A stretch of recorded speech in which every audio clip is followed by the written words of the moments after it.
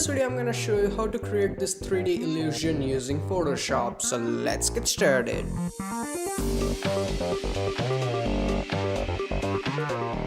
Hey, what's up guys, Dhruval here, and as you can see this is the final output, and let's look at the original image. So this is the original image, and I'm also gonna use photo of this iPhone.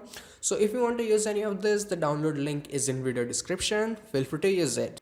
Okay, so to start this effect, first of all we will have to add that shape file. So for that, go to file and I'm gonna go to place, and here I'm gonna select my picture and place it. Now we have to make it a little bit bigger, so I'm gonna hold my shift key and then make it bigger, something like this. And if you are not sure how bigger you need it, you can go and reduce the opacity from here, so you can see where exactly your subject will be. So I think this should be good enough. Yep, looks pretty nice. Then I'm gonna go and confirm it. Then I'm gonna make the opacity 100% again. And now we have to cut out this subject. So for that, pen tool would be better, but for tutorial I will be using this magnetic lasso tool from here, which will do the job but not that good.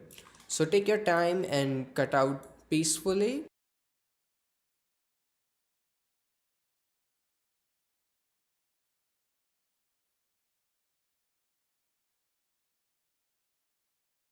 Now keep in mind one thing, that when you are cutting down the legs and stuff, half of that is not visible because of grass, and don't even worry about it. We don't need it. If it's rough, that's completely fine. It's just for shadow.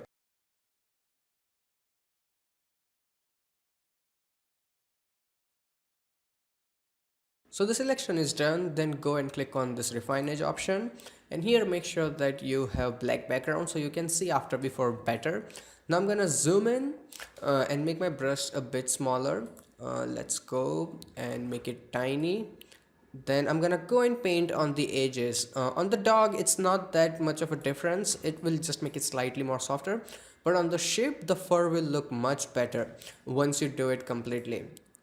And if it looks a little bit fringy, don't worry about it, because once we put in the original background it will look just fine.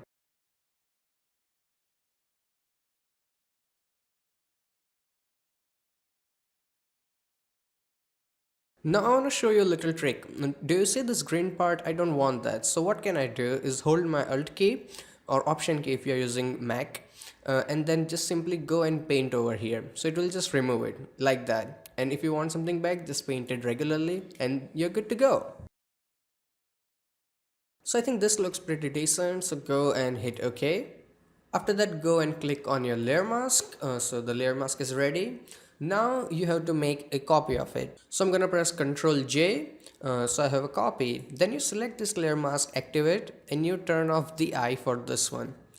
So as you can see, now we only have this layer. Now select this layer mask and then press Ctrl I and then turn this back on. So we have shape on different layer and background on different. Now once you are done with this, go and turn off the eye of both of these layers, so they are invisible. Then go and select, where is it, right click here and select your polygon lasso tool, and here you have to make selection of the screen. So for that I'm gonna make a dot here, a dot here, and a dot here. It doesn't have to be completely accurate because that portion is out of focus, but do your best. So I'm gonna go and make a point here and then make a point here and double click. Now I'm gonna go and turn on this layer where we have background, and make sure you still have selected your layer mask. Select your brush tool, right click, where is it, here, this brush tool, right click, brush tool, and here make sure it's white color on 100% opacity. Then I'm gonna go and paint here, so we have that portion back, looking pretty good. And now we need to remove the area from the outside. So for that we need to inverse the selection, and for that I'm gonna go to select and inverse it. So outside area is selected, and now we need to erase it. So in the color I'm gonna go and select black color and then just simply erase it entirely.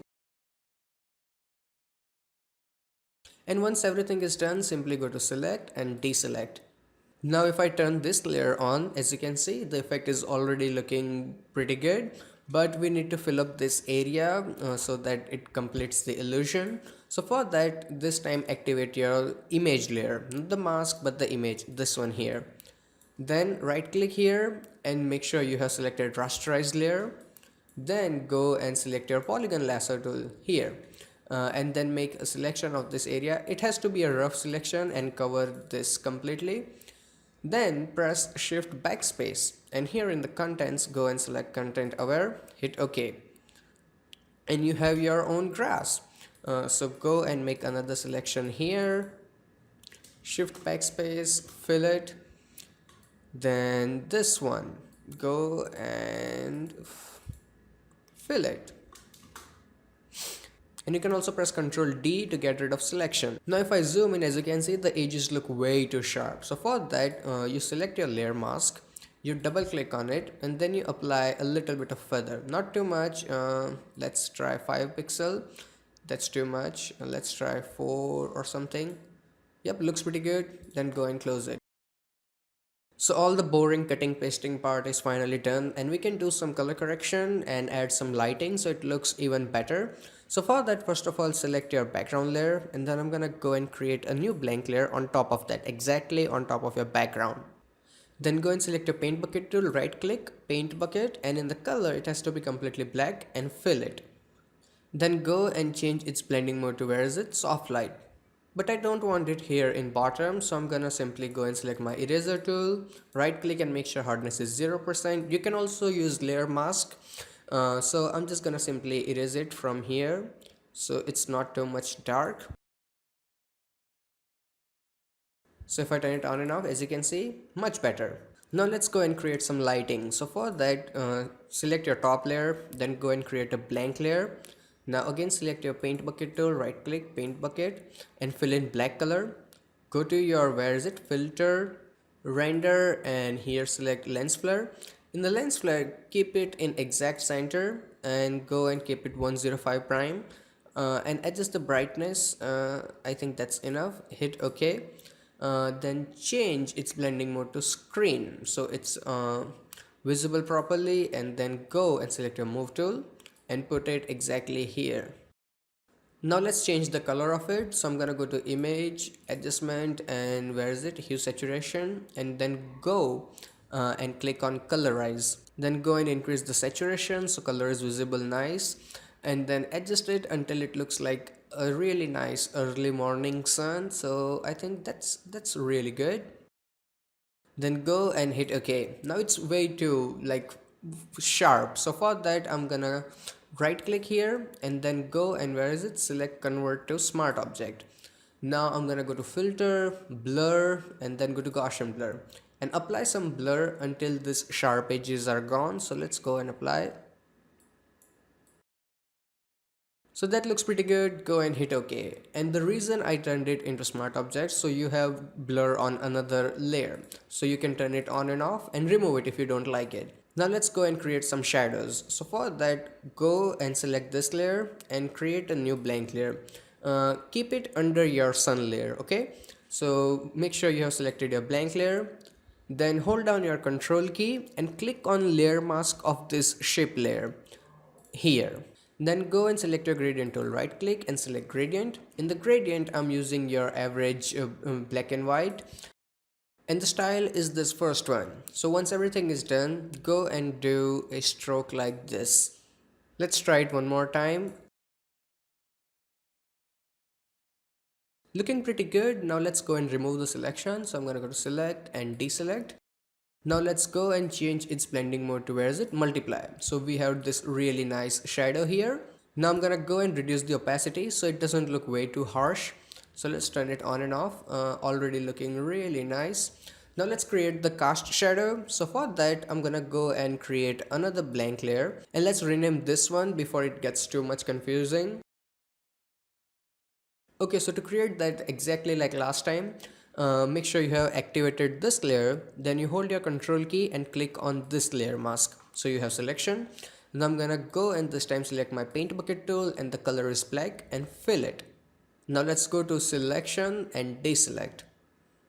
Now we have to flip it. So I'm gonna press Ctrl T, right click, and where is it? Flip vertical, and then put it here. Now I'm gonna rotate and try to match this legs.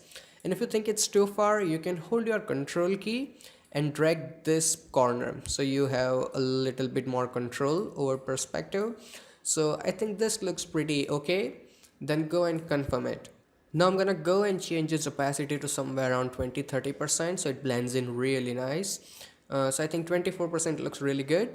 And also I don't want it completely because when the shadow goes this far it will start fading. So I'm gonna go and select my eraser tool.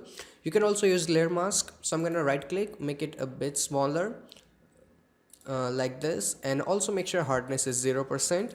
Then go and remove it slightly from here so it has really nice fading.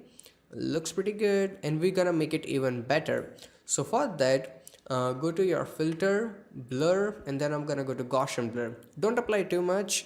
I think this looks pretty nice until you have really soft shadow. So that looks really nice. Then go and hit OK. Now let's do some overall color correction to give it final mode. For that, activate your this layer, then go and create new adjustment layer and select curves and make it a tiny bit darker, not too much, just a touch. So now if I turn it on and off, as you can see, it's really minor difference, but important. After that, go and create another adjustment layer, and this time I'm gonna go and select color balance. And in the color balance, before you do anything, make sure this box is turned off. Then go and select, where is it, your highlights. In the highlights, add touch of red. Don't overdo it, okay? It might not seem that intense, but be careful. And then go and add tiny bit of yellow.